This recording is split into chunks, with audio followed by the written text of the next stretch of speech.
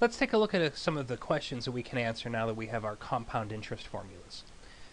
Imagine you put $2,000 in an account that earns 6% annual interest, or at least that's the advertised annual rate, but it's compounded daily. What will the balance be after 5 years? Well, what we're going to do is identify the quantities that we need to plug into our compound interest formula.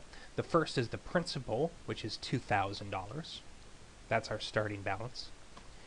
The advertised annual rate is 6%, and we're going to need to write that as a decimal, so we'll write 0.06.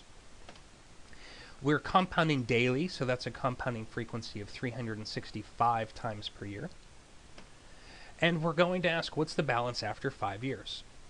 So we need to plug all of that into our compound interest formula. If we plug these quantities in for the appropriate expressions, this is the formula we get. And then you can evaluate that on a calculator. Be careful about your parentheses. So for example, you should probably put that expression in parentheses to be careful when you're making sure that your calculator is computing what you think it's computing. Do that carefully, and you should get an answer of $2,699.65 after you round to 2 decimal places. And it makes sense to use 2 decimal places here since we're talking about money, dollars and cents. Okay, so that just amounted to plugging numbers into the formula. Let's do something a little bit more interesting. Let's answer this question. You put $500 into the investment account that earns 3% annual interest, compounded monthly. How long will it take before the balance reaches $1,000? So again, if we identify the quantities involved here, we have a starting amount of principal of $500, an advertised annual rate of 3%, which is 0.03 written as a decimal. We are compounding monthly, so the compounding frequency is 12 times per year. And we don't know how much time has passed. In fact, that's what we're going to try to figure out. So t will be a variable in our equation. We plug everything that we know into the compound interest formula, like this. And then it turns out you can simplify a little bit. 0.03 divided by 12 works out to 0.0025. So when you add that to 1, you get this quantity, and there was no rounding involved there. This is exact, so it's safe to replace this expression with this decimal value because it's not an approximation, it's exact. We would try to avoid using a decimal approximation if there was any rounding involved here. We prefer only to round at the very end of a problem whenever possible. But there's no rounding here, so we don't have to worry about that. Okay, this is the formula that we get from the compound interest formula, plugging in our knowns.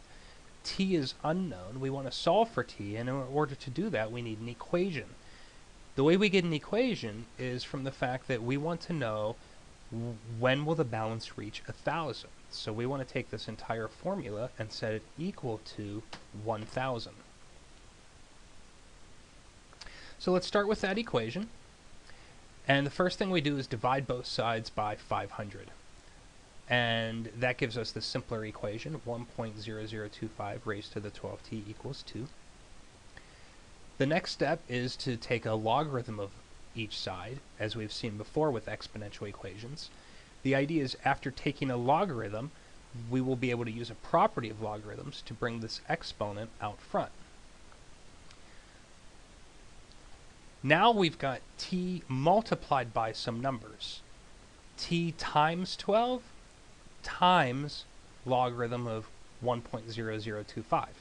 If we're going to isolate t, then we have to move both of these numbers to the other side of the equation. So we'll divide both sides by 12, and we'll divide both sides by log of 1.0025. That gives us t equals log of 2 divided by 12 log of 1.0025.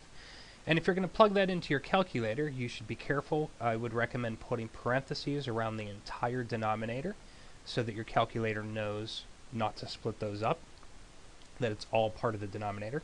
And if you're careful and you've done that correctly, you should get an answer of approximately 23.13, which means it will take approximately that many years for $500 to grow into $1,000 with this interest rate compounded monthly.